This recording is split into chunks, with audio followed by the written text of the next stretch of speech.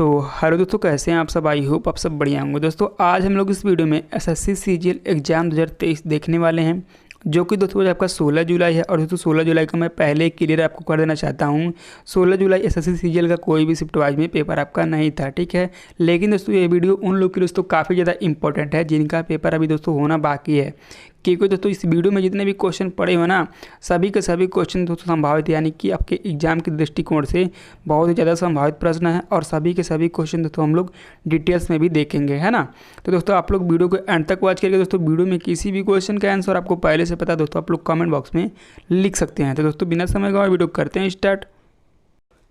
तो चलिए दोस्तों, पहला क्वेश्चन आपका है, टोक्यो ओलंपिक 2020 में भारत में कुल कितने पदक जीते हैं। तो दोस्तों टोक्यो ओलंपिक 2020 में भारत ने कुल 7 पदक जीते हैं। एक गोल्ड मेडल जो दोस्तों नीरज चोपड़ा लाए थे और उसको भाला फेंक से संबंधित रखते थे, ठीक है। 2 सिल्वर मेडल और 4 ब्रॉन्ज मेडल, दोस्तों कुल मिलाकर 7 पदक हो गए, ठीक है। और दोस्तों भारत 48वें स्थान पर रहा था। ध्वजवाहक उद्घाटन के समय मैरी कॉम और मनप्रीत सिंह थे, और ध्वजवाहक समापन के समय बजरंग पुनिया हमारे भारत के ही थे, ठीक है। पहले स्थान दोस्तों अमेरिका का था, दूसरा स्थान आपका चीन का था, ठीक है। चलिए अगला क्वेश्चन देखते हैं। चलिए अगला क्वेश्चन आपका दोस्तों है, हाईकोर्ट किस अनुच्छेद के तहत रीट जारी करता है। तो दोस्तों अनुच्छेद 32 संवैधानिक उपचारों का अधिकार प्रदान करता है, जिसका अर्थ है कि किसी व्यक्ति को अपने मौलिक अधिकारों की रक्षा करने के लिए सर्वोच्च न्यायालय जाने का अधिकार है। जबकि सर्वोच्च न्यायालय में अनुच्छेद 32 के तहत रीट जारी करने की शक्ति है, और अनुच्छेद 226 के तहत उच्च न्यायालय की भी समान अधिकार दिए गए हैं। परमादेश का अर्थ है दोस्तों एक आदेश जो न्यायालय द्वारा मौलिक अधिकारों को लागू करने के लिए जारी किया जाता है। जब भी कोई सार्वजनिक अधिकारी या सरकारी प्रतिनिधि किसी व्यक्ति के मौलिक अधिकारों का उल्लंघन करने का कोशिश करता है दोस्तों, तब हाईकोर्ट रीट जारी करता है, ठीक है। चलिए अगला क्वेश्चन देखते हैं। चलिए अगला क्वेश्चन आपका है, भारत का प्रसिद्ध पारंपरिक त्यौहार छठ पूजा निम्नलिखित में से किस देवता को समर्पित है। तो दोस्तों भारत का प्रसिद्ध पारंपरिक त्यौहार छठ पूजा सूर्य देवता और उनकी पत्नी उषा, जो कि छठी मैया के नाम से जानी जाती हैं, उनको समर्पित है। और यह दोस्तों एक हिंदू त्यौहार है, ठीक है। छठ पूजा बिहार, झारखंड, उत्तर प्रदेश राज्यों में मनाई जाती है ना। यह त्यौहार हिंदू धर्म विक्रम संवत पंचाग के कार्तिक माह में मनाया जाता है। कब दोस्तों, तो विक्रम चंद्र पंचाग के कार्तिक माह में मनाया जाता है छठ पूजा, ठीक है। चलिए अगला क्वेश्चन देखते हैं। चलिए अगला क्वेश्चन आपका दोस्तों, निम्नलिखित में से किसने हौज ए सुल्तानी नामक एक बड़े जलाशय के निर्माण के लिए सार्वभौमिक सम्मान प्राप्त किया। तो दोस्तों सुल्तान इल्तुतमिश ने दिल्ली एकूहना के ठीक बाहर एक बड़ी जलाशय के निर्माण के लिए सार्वभौमिक सम्मान प्राप्त किया। इस क्वेश्चन का राइट आंसर आपका सुल्तान इल्तुतमिश हो जाएगा, ठीक है। अगला पॉइंट आपका है, इसे हौज ए सुल्तानी या राजाओं का जलाशय कहा जाता था। वह कुतुबुद्दीन ऐबक के बाद सिंहासन पर बैठा था। वह ममलूक राजवंश से संबंधित दिल्ली सल्तनत के तीसरे शासक थे। उसने 40 वफादार गुलाम अमीरों के एक दल का गठन किया, जिसे तुर्कान ए चहलगानी के नाम से भी जाना जाता है। ये दोस्तों क्वेश्चन कई बार पूछा जाता है, ठीक है। जिसे चालीसा भी कहा जाता है, और इसे चालीसा भी कहा जाता है, ठीक है। तो चलिए अगला क्वेश्चन देखते हैं। चलिए अगला क्वेश्चन आपका दोस्तों है, आँखों के लिए सबसे अच्छा विटामिन कौन सा होता है। तो vitamin A, vitamin B, vitamin C और विटामिन ई को आँखों के लिए लाभदायक माना जाता है। इस क्वेश्चन का राइट आंसर आपका ऑप्शन में जो भी दिया रहेगा दोस्तों आप लोग देख लीजिएगा, सही कर लीजिएगा कौन कौन सा vitamin A, vitamin B, vitamin C और विटामिन ई, ठीक है। आँखों के लिए अच्छा विटामिन है। चलिए अगला क्वेश्चन आपका है, यामिनी कृष्णमूर्ति का संबंध किस नृत्य शैली से है। तो दोस्तों यामिनी कृष्णमूर्ति का संबंध भरतनाट्यम और कुचिपुड़ी नृत्य से है। दोस्तों भरतनाट्यम आपका शास्त्रीय नृत्य तमिलनाडु का है, और कुचिपुड़ी शास्त्रीय नृत्य आपका आंध्र प्रदेश का है, ठीक है। कुचिपुड़ी से दोस्तों जुड़े हुए कलाकार देखते हैं दोस्तों, ये क्वेश्चन कई बार पूछा जाता है, ठीक है। तो कुचिपुड़ी से जुड़े हुए कलाकार दोस्तों आपके राधा रेड्डी और राजा रेड्डी, यामिनी कृष्णमूर्ति, इंद्राणी रहमान, ठीक है। वहीं भरतनाट्यम की बात करें दोस्तों, तो भरतनाट्यम के जुड़े हुए कलाकार दोस्तों हैं यामिनी कृष्णमूर्ति, लक्ष्मी विश्वनाथन, पद्मा सुब्रमण्यम, मृणालिनी साराभाई और मल्लिका साराभाई, ठीक है। चलिए अगला क्वेश्चन देखते हैं। चलिए अगला क्वेश्चन आपका है दोस्तों, किसके आदेश पर गोलियां चलाने पर जलियांवाला बाग हत्याकांड हुआ था। तो दोस्तों रॉलेट एक्ट का विरोध करने के लिए 13 अप्रैल 1919 को बैसाखी के दिन जिसमें जनरल डायर ने आकर उस सभा में उपस्थित भीड़ पर गोलियां चला दी। और दोस्तों ये कहाँ पे चलाई थी दोस्तों पंजाब के अमृतसर में, जो दोस्तों वहीं आपका अमृतसर में गोल्डन टेम्पल भी है, ठीक है। उस समय वायसराय वहाँ का दोस्तों कौन था दोस्तों, तो उस समय वायसराय आपका लॉर्ड चैम्सफोर्ड था। कौन था दोस्तों, लॉर्ड चैम्सफोर्ड, ठीक है। ये आपको ध्यान में रखना है। चलिए अगला क्वेश्चन देखते हैं। चलिए अगला क्वेश्चन आपका दोस्तों है, सबसे छोटा महासागर कौन सा है। तो दोस्तों सबसे छोटा महासागर आपका आर्कटिक महासागर है, ठीक है। दोस्तों महासागर क्या होते हैं दोस्तों देख लेते हैं। दोस्तों महासागर जलमंडल का एक महत्वपूर्ण हिस्सा है, वे सभी आपस में जुड़े हुए हैं, ठीक है। कुल प्रमुख दोस्तों 4 आपके महासागर हैं, कौन कौन से। पहला आपका प्रशांत महासागर है, दूसरा अटलांटिक महासागर है, तीसरा आपका हिंद महासागर है और चौथा आपका आर्कटिक महासागर है, ठीक है। तो दोस्तों प्रशांत महासागर सबसे बड़ा महासागर है, यह पृथ्वी के 1/3 भाग में फैला हुआ है। वहीं अटलांटिक महासागर विश्व का दूसरा सबसे बड़ा महासागर है, यह आकार का होता है, यह गोलाकार का होता है, ठीक है।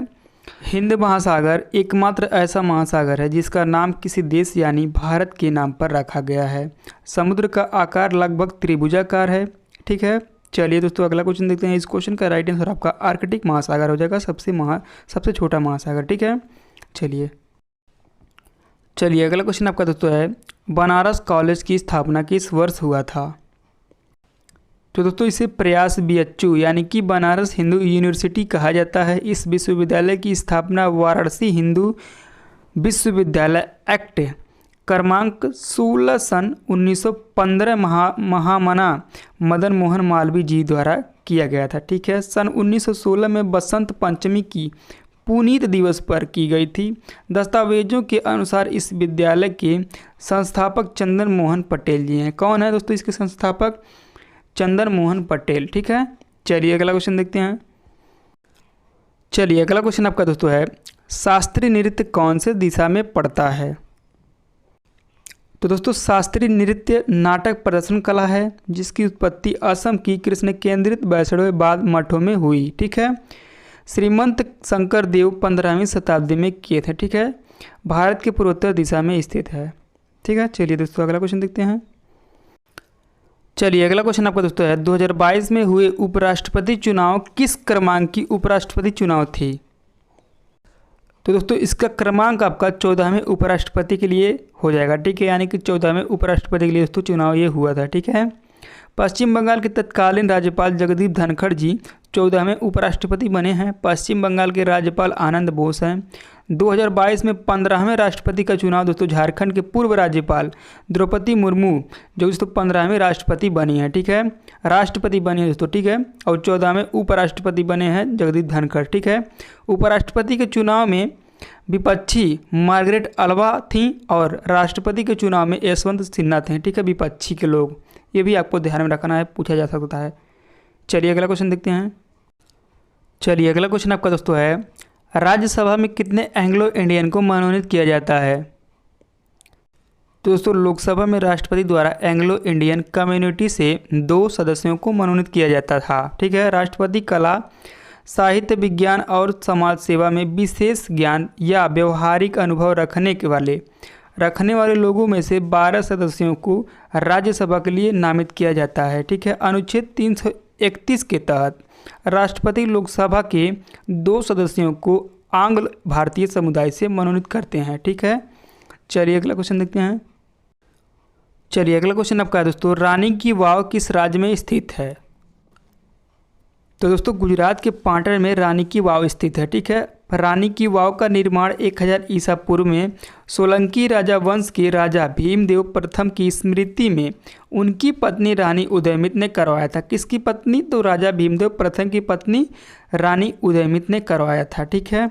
इस चित्र को जुलाई 2018 में RBI यानी कि रिजर्व बैंक ऑफ इंडिया द्वारा 100 रुपये के नोट पर चित्रित किया गया है तथा 22 जून 2014 को इसे यूनेस्को के विश्व विरासत स्थल में शामिल किया गया है। तो इतने सारे आपको ध्यान रखना है, कब शामिल किया गया इसे दोस्तों यूनेस्को में, तो दोस्तों 22 जून 2014 को, ठीक है। चलिए अगला क्वेश्चन देखते हैं।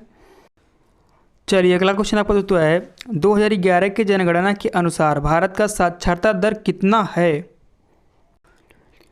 तो दोस्तों भारत में साक्षरता दर 74.04% है। किसके अनुसार दोस्तों? 2011 की जनगणना के अनुसार, ठीक है, जो कि 1947 में मात्र 18% थी। भारत की साक्षरता दर विश्व की साक्षरता दर से 84% कम है, ठीक है। जहां पुरुषों की साक्षरता दर आपका 82.14% है, वहीं महिलाओं में इसकी साक्षरता दर केवल 65.46% है, ठीक है। और दोस्तों 10 की वृद्धि दर आपका कितना है दोस्तों? इसे आपको ध्यान में रखना है। 10 की वृद्धि दर आपका 17.7% है, ठीक है। तो दोस्तों इतने सारे आपको ध्यान में रखना है। जितने भी क्वेश्चन के मैथ प्रो एक्स्ट्रा फैक्ट आपको दिख रहे हैं ना, उन सभी को आपको ध्यान में रखना है दोस्तों, क्योंकि दोस्तों ये बहुत ही संभावित प्रश्न है और आपके आगामी एग्जामों में देखने को मिल सकता है, ठीक है। तो दोस्तों ये थे आपके इतने सारे महत्वपूर्ण क्वेश्चन, ठीक है। अगर जो हमारा वीडियो आपको थोड़ा सा भी अच्छा लगा दोस्तों तो वीडियो को लाइक कर दीजिएगा और चैनल पर दोस्तों पहली बार विजिट किए सब्सक्राइब करना ना भूलेगा, क्योंकि दोस्तों मैं इसी तरह के वीडियो आपको डेली इसी चैनल के माध्यम से प्रोवाइड करता रहता हूँ, ठीक है। मिलता है नेक्स्ट वीडियो में, तब तक के लिए जय हिंद जय भारत। दोस्तों आप किसी भी टॉपिक को कवर करवाना चाहते हैं दोस्तों आप लोग कमेंट करके बताइए दोस्तों, मैं अवश्य बनाऊँगा, ठीक है। चलिए।